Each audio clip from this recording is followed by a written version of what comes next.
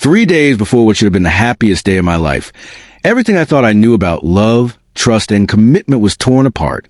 A short video, only 30 seconds long, arrived in my hands, but its weight was enough to crush 6 years of memories and promises.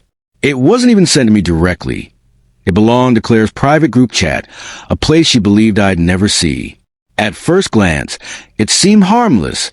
Blurry movements, loud laughter, glasses clinking together.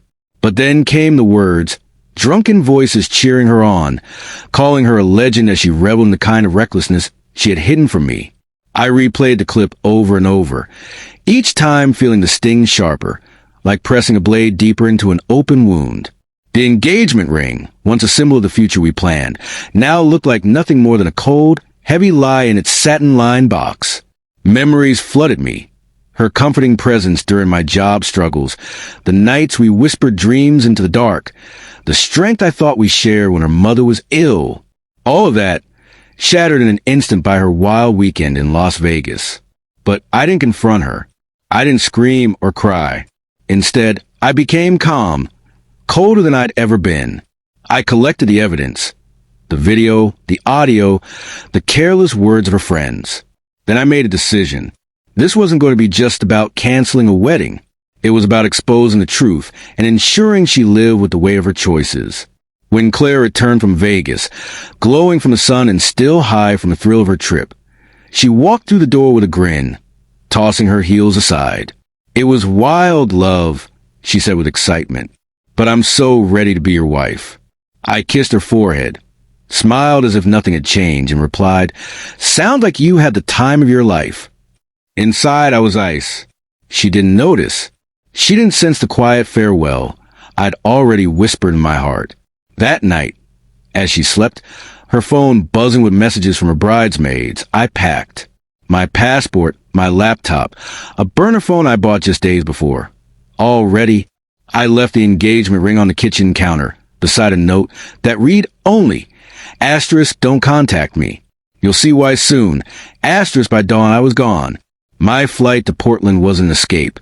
It was the beginning of a reckoning.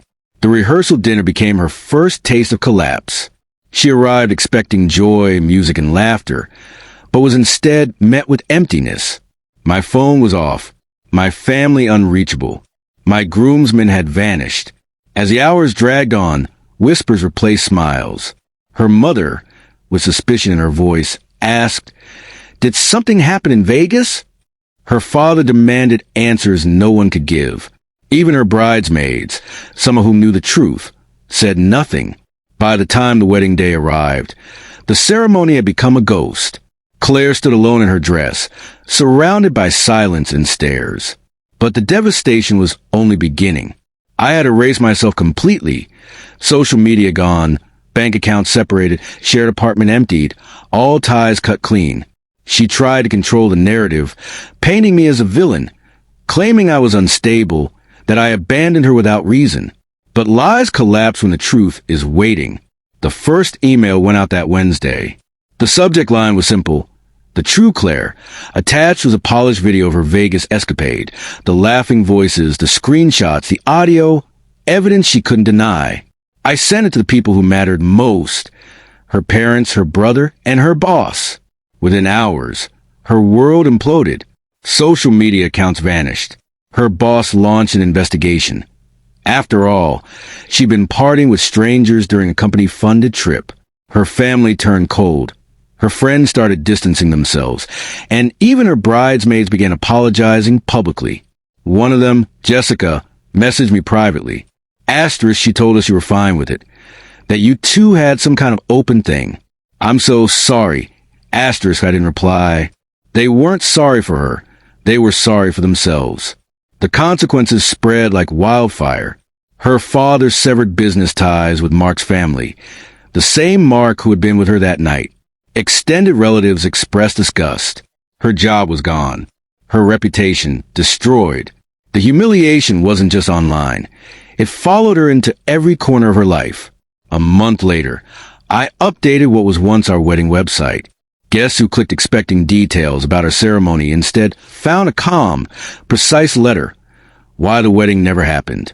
I didn't rant or curse. I simply laid out the truth, backed with quiet evidence. I quoted her own words to her friends. Asterisk, he's dependable.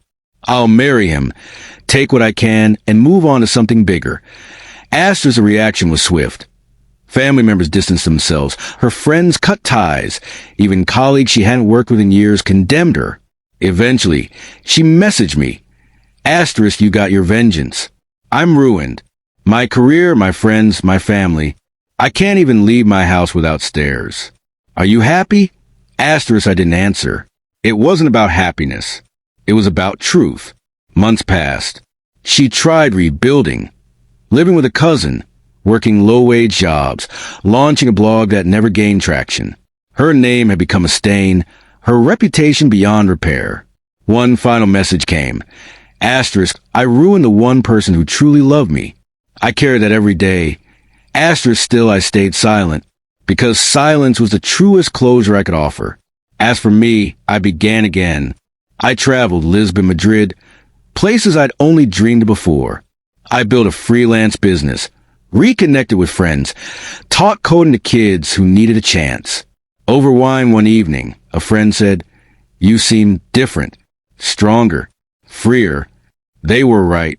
This story isn't just about betrayal or vengeance. It's about rediscovering your worth when someone treats you as expendable.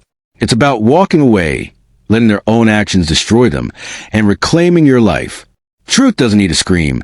It cuts sharp, clean, and it lingers. And sometimes the greatest justice comes not from rage, but from quiet precision. Would you like me to make this even longer, like a novel-style version with more emotions and scenes?